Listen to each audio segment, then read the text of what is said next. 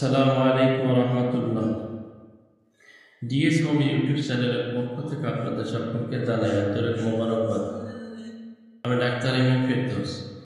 প্রতিদিনের মতো আজ চলে আসলাম নতুন একটি বিষয় নিয়ে, নতুন একটি ভিডিও নিয়ে। আজকে আলোচনা করব আর্টিক্যারিস বা অ্যালার্জি। এই অ্যালার্জি বা আমবাত সম্পর্কে আজকে আলোচনা করব। অ্যালার্জি বা আমবাত এই অসুস্থতা এবং নাই এমন মানুষ খুব কমই দেখা যায়। তো আজকে জার্মানি হোমিও কম্বিনেশন হোমিও ওষুধ নিয়ে আলোচনা করব আমবাত বা অ্যালার্জি সম্পর্কে। তাই এই বিষয়ে যারা জানতে চান তারা আমার ভিডিওটি সম্পর্কে দেখুন। প্রিয় দর্শক মণ্ডলী, অ্যালার্জি বা আমবাত কেন হয়? এক নম্বরে অ্যালার্জি হওয়ার কারণ হচ্ছে যে পুষ্করিণীতে হাঁস, গরু, ছাগল গোসল করে, ওই পুষ্করিণীতে যদি কোনো মানব গোসল করে তাহলে অ্যালার্জি হতে পারে। তৃতীয় নম্বরে পর্যাপ্ত পরিমাণে অ্যালার্জিযুক্ত খাবার যদি কেউ খায়, বেগুন, মুসুরি ডাল, গরুর রস, কচু ইত্যাদি ইত্যাদি যেসব খাবারের ভিতরে অ্যালার্জি আছে, এই খাবারগুলো যদি পর্যাপ্ত পরিমাণে খায় তাহলেও অ্যালার্জি হতে পারে। তৃতীয় নম্বরে বংশগত অ্যালার্জি, বংশগত কারণে অ্যালার্জি হতে পারে। চতুর্থ নম্বরে বিভিন্ন ধুলোবালি, ময়লাযুক্ত জার্মানি হোমিও ওষুধ সম্পর্কে আলোচনা করব। এই ওষুধটির নাম হচ্ছে আর্টিক্যারিস বা মাদার টিনচার।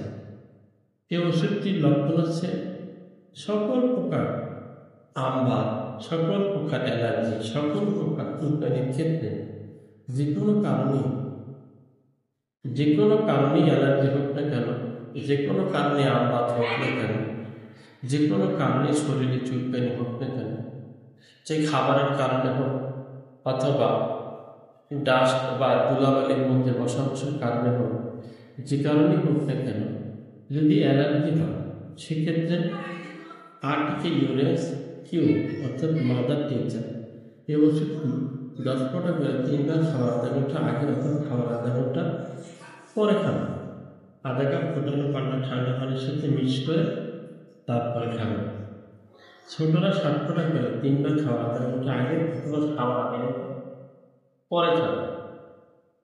এভাবে যদি ওষুধগুলো অনলি 1 মাস খান তাহলে ইনশাআল্লাহ আপনাদের অ্যালার্জি যে লক্ষণগুলো বললাম, এই লক্ষণগুলোর অনুযায়ী যদি আপনি এই ওষুধটি সেবন করেন তাহলে ইনশাআল্লাহ অ্যালার্জি দূর হয়ে যাবে।